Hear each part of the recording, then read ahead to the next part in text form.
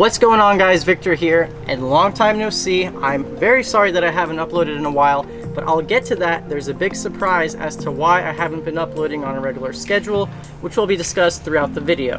Now, Brooke and I and her family went offshore. We caught a ton of Almaco jacks, dolphin. It was just a really good time on the water, a beautiful day in sunny South Florida. So I will see you guys offshore.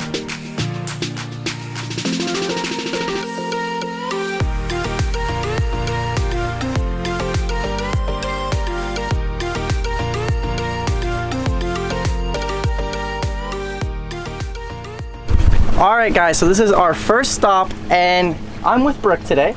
Hello guys. Who's driving the boat, and her dad, Brian, up there, and her mom back here. Hi.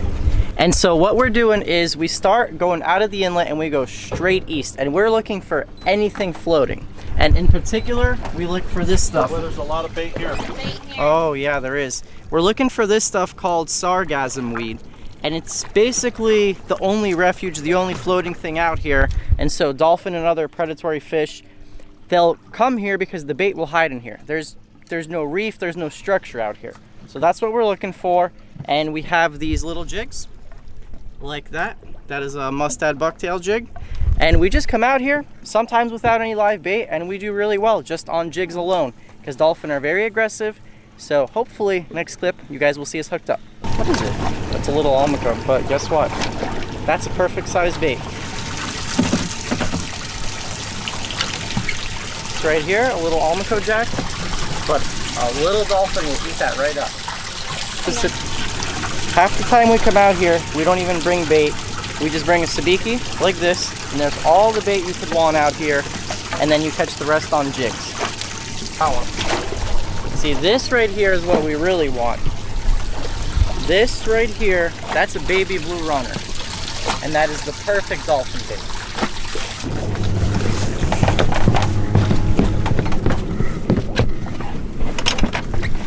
They ate my bait. Got him? Yep. Alright. Now maybe they'll eat. We got a peanut. We still got them. Woo! There's okay, come on. So many. The other one with an actual hook. I want to be able to see them good. There we go. Okay, let's see if this guy's legal. They got to be 20 inches to the fork. Let's see.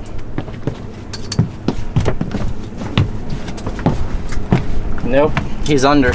He's right at 19 inches, so we got to let him go. All right, guys, we got the second dolphin hooked up of the day. This one might be a little bit bigger. Dad, come get a hook. And they are definitely keyed in on the live baits.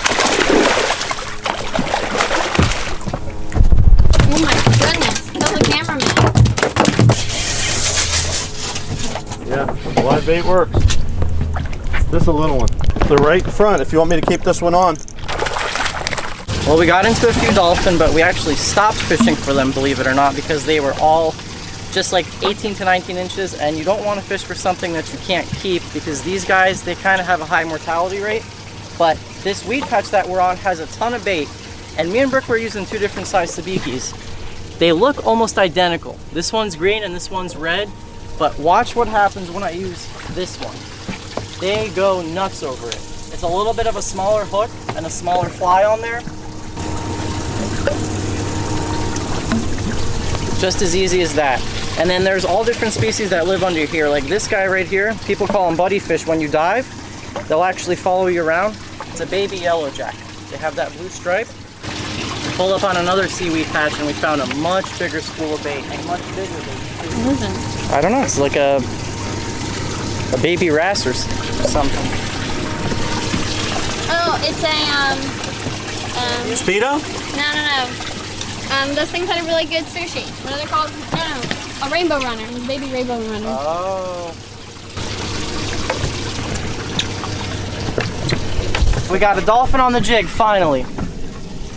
We were rolling up to a new weed patch, and Brooke spotted a bird, and I casted a jig, and there must be like 10 dolphin underneath here.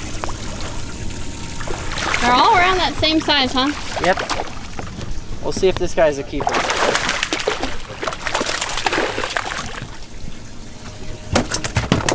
Oh, a bunch of fish swimming with a baby shark. No, a little baby. Here, Well, except they're all small. If you want to fish, I'll fill you. No, it's fine.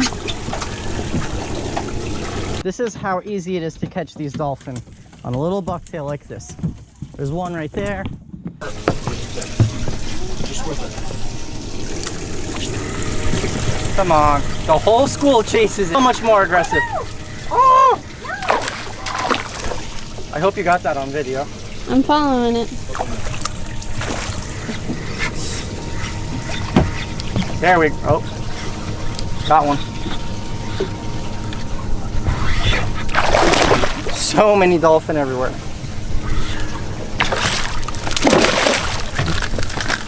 How big was that last one? Yeah, last one was 19 inches, and I bet you this one's the exact same. You might have one already. You got one, You Deb. got one. Oh. You got one, You Deb. got it. Under. Good.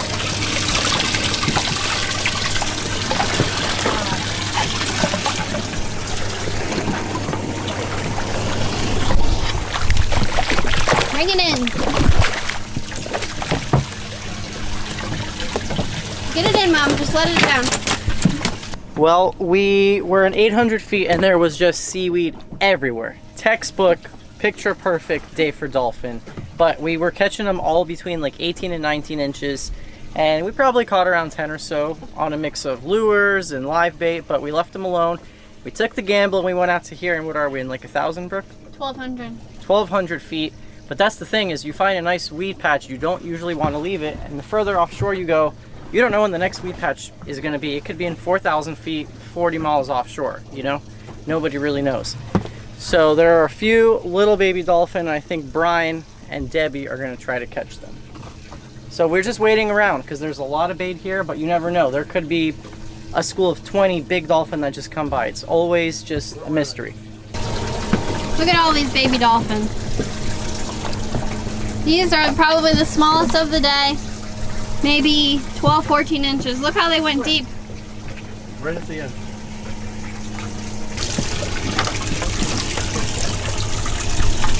Look at all these Almaco jacks. That's insane. We just found a log. We thought it was a whale. We were way past it too, weren't we? Yes. Look at that thing. That looks like a whale sitting on top. Here.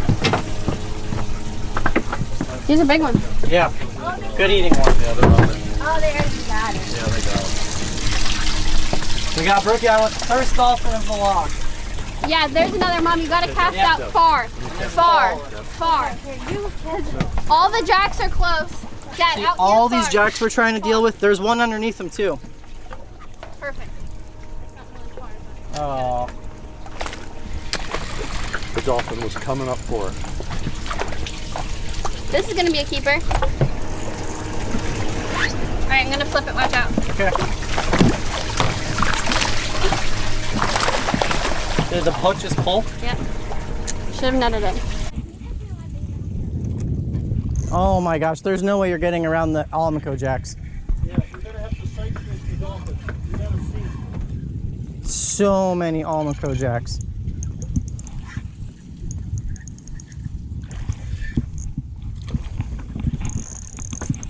One dolphin patrol. I'm trying to get him to taste my lure so I can stand it. Oh, crap.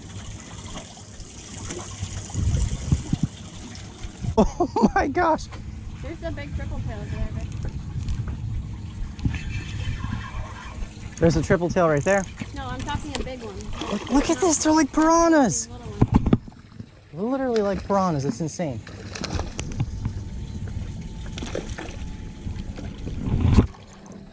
All right, hopefully you guys can hear me, but it's time to head in. Let's check this out.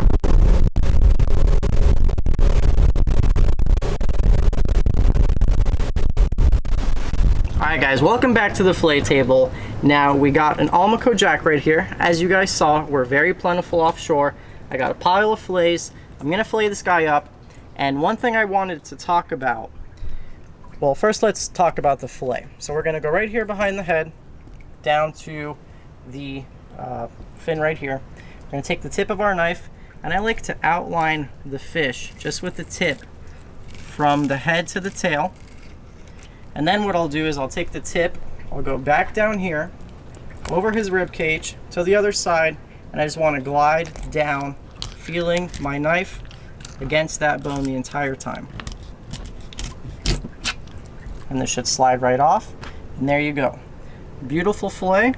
As you guys see, there's no meat left behind on his backbone. And we're gonna do the same thing on the other side.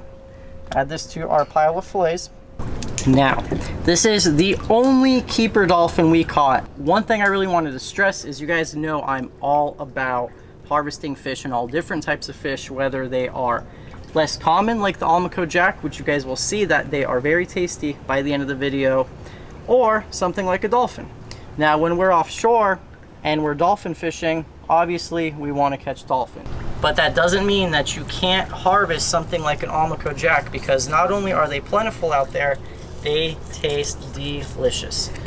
So I'm just gonna go ahead and fillet this mahi real quick, making sure we go all the way to the tip of the head, because they do have a good amount of head meat. And we follow with our knife around the head, down here. Do not want to cut into here. There's a lot of guts in here. And then we're just gonna take with our hands and we're gonna lift up and just glide along its bone.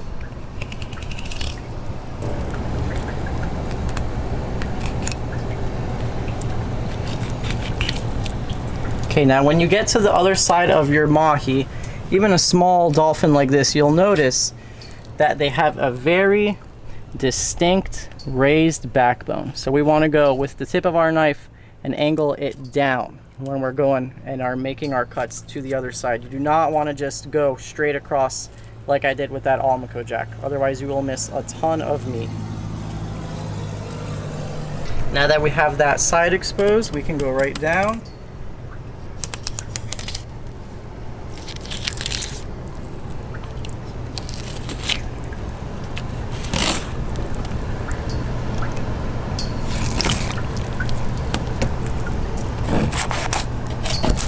And there you go. There you have your beautiful dolphin. And like I said, you have to really pay close attention. Do not try to just go over this. You guys can see there's a gap between the knife and the backbone. You want to make sure you angle your knife down when you get to the other side, and it becomes really important when you're dealing with larger dolphin. Now, as you guys see, this is the Almaco and this is the mahi. I don't know about you, but the color looks very, very similar. And if anything, I would say that the dolphin is a lot bloodier. Look at that bloodline compared to this one. What I want you guys to just realize is, next time you're offshore, keep an Almaco jack or two, especially if you get skunked, because I guarantee you the results will surprise you. So next things up, I'm gonna show you guys the big surprise. I'll see you there. All right, guys, as you see, you've probably never seen this location before, and that is because Ricky and I bought a house together, and that is basically where all of my time, her time, that's why I haven't been posting as much lately, just because I have such a one-track mind that I want to just get one project done and move on to the next. So I want to grind out and just do video after video, but I had to take care of this first. So I'm just going to give you guys a quick little tour and show you what we're working with. This is my organized little piece of fishing chaos. I've been working on this garage. We completely redid it, and this is gonna be like a little fishing studio where I can do a ton of how-to videos. I'm sure you guys want Tackle Tuesdays back, as do I, but it was just, when you live with your parents, it's a different story. Now that we have our own place, we can utilize the space how we want, so look forward to a lot of tackle type videos. And then, this is where I'm really excited, is the kitchen, where it all happens. Now, as you guys know, I love working on my craft, teaching, fishing, and then videoing it all for you guys. And the book that I have been listening to a lot lately, Salt, Fat, Acid, Heat, I actually found on Audible, which is where today's video sponsor comes in. So thank you, Audible, for sponsoring this video. If you guys don't know what Audible is, it is a massive library of audiobooks that has entertainment, comedy, informative stuff, cooking, fishing. They have literally every single audiobook you can imagine. And like I was telling you guys, I'm constantly trying to get better at my craft. So while I've been driving, going to the gym, just, you know, with my line of work, I travel a lot. So I really try to just use every second of my day. And one thing I've really told you guys is I'm trying to get better at cooking. And Audible is actually hooking up my subscribers. If you guys go to audible.com/Landshark Outdoors, you guys can get 1 free audiobook plus 2 Audible originals and a 30-day trial. All you guys have to do is go to that link. I will have it linked in the description box below, as well as on the screen somewhere here. And I forgot to mention, you guys can also get that Audible deal if you guys text Landshark Outdoors to 500-500. So either go on audible.com/Landshark Outdoors or text Landshark Outdoors to 500-500. And I am so stoked about this house and being able to live with my babe who's behind the camera, us being able to do YouTube full time. And I have to give you guys a big thank you, because you guys are literally the reason for all of this, the reason we're able to live here and to do videos full time. So look forward to a lot of Catching Cooks in this kitchen. But one last time, I'll see you guys back in Brooke's kitchen, because as you guys see, we don't have a dining room table or anything. So I'll see you there. Look forward to Catching Cooks coming up here, but as I said, we don't have a dining room table. We do have dining room chairs, and lots of them, so we're getting a giant dining room table. Can't wait to show you guys that. Stay tuned. All right, guys, it's been a while since you've seen me in the kitchen and have not done a voiceover. So what we're gonna do today is, if you take the camera and you guys take a look, this is the Almaco jack, and this is the Dolphin. You tell me if you can really tell a difference. They look almost identical. And so what we're gonna make tonight is my take on Almaco jack and Mahi piccata. We're going to season our fillets with black pepper. Now we're gonna do garlic powder. For some reason, this brand of garlic powder is very powdery. I know that sounds stupid to say, but generally they're not this powdery. Okay, garlic powder. And the most important thing for seasoning fish, salt. So we're going to very lightly take our seasoned fillets and just dredge it in some all-purpose flour. Real fast. 1, 2, both sides. And so this is the Mahi, and my goal for tonight's dinner is so everybody has a piece of Dolphin and so everybody has a piece of Almaco, and I want the honest truth. If people can, number one, tell the difference, and if they think one's better than the other. I don't think there's gonna be much of a difference, but time will tell. We got our stainless steel pan and some olive oil. Now I'm gonna put some butter in. Butter in after the olive oil so it doesn't burn.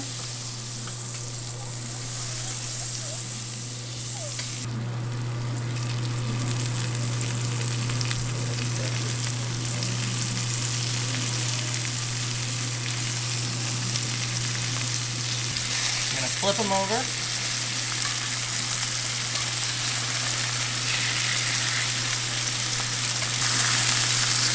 We're gonna get these brown. We're gonna take them off of the heat. I'm gonna put them in this glass pan over here. Back in the sauce once it's done and heat it through. So first step is to get the skin, not the skin, but the outside nice and crispy. Okay, we're gonna add a little bit of olive oil to our pan. And then we're gonna cook some onions. And I know that onions traditionally do not go in piccata, but I think that everything tastes good with a little bit of diced onion.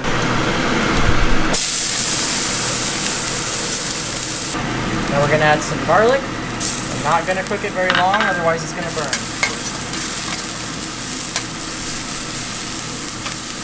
I just added some garlic, and I'm not gonna cook it very long, 30 seconds or so, just release the flavor and aroma. Now that I can smell the garlic, it's time to deglaze.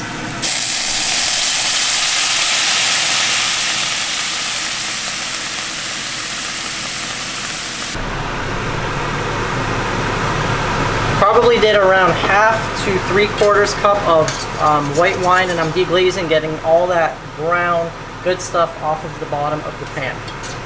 And then we're gonna let this boil, well, simmer down and reduce it by about half. Now our chicken stock.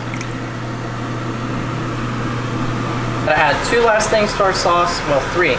First is some lemon juice. Just gonna catch the seeds with my hands.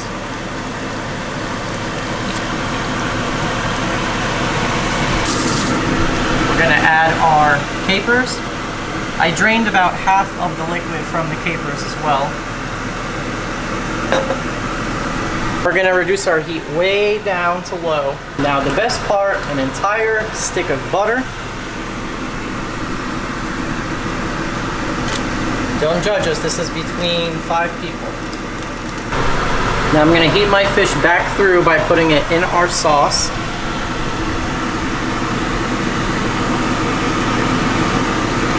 They're pretty warm.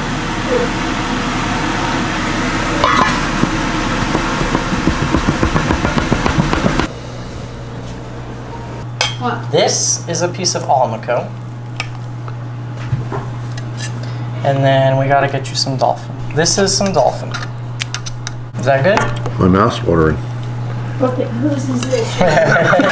I'm gonna try the Almaco first.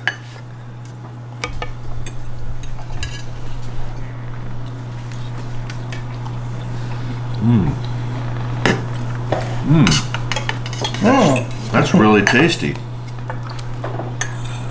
Yeah, I got both you guys on video.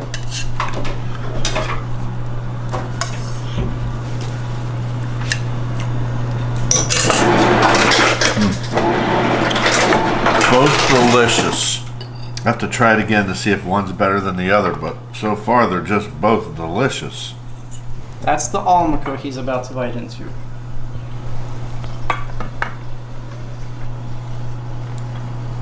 And the funny thing is, we were trying to chase these things away from our lures, and cooked the way you cooked it, it's just fantastic. Where did you just take a piece from, Debbie? Right here. That's Dolphin. Okay. Really good. And this one? That's Almaco Jack. That's the thing that people tend to throw back. That's what we were trying to get away from our lures. Just as good. Yeah. Just as good, right? Just as good. Guys, look at this. Flakes right apart. Beautiful brown crust. Not fishy whatsoever. And we have nothing to hide. We have eaten every single fish, so, well, just about every single fish. So if we didn't like something, trust me, we would not be shy to talk about it on camera. It can't get much better than that, which is surprising because you guys say it's something that no one really goes after, but it's amazing. We're trying not to catch them because they were getting in the way of catching the dolphin. Every time we threw our lure, the jacks were on it, and we felt like they were a nuisance. But the dolphins we were catching were mostly undersized, and we couldn't keep them. And we got to put these in the cooler, and now they eat them side by side. It's amazing. Yeah. They taste, cooked like this, they taste exactly the same. You can't even tell the difference between texture. They taste exactly the same. If you closed your eyes and I give you a bite of both, you would think I was feeding you the same thing. So I want to thank you guys so much for watching this video, and seriously thank you guys for all the support, because the reason this house is possible, like I said, it wouldn't be possible without you guys. And if you guys like this video, please give it a big thumbs up. And once again, thank you to Audible for sponsoring this video. If you guys are interested in that deal, once again, 1 free audiobook, 2 Audible originals, 30-day trial. I think it's a pretty sweet, risk-free deal, so you guys can check it out in the description box below or audible.com/Landshark Outdoors. I'll see you guys in that next video.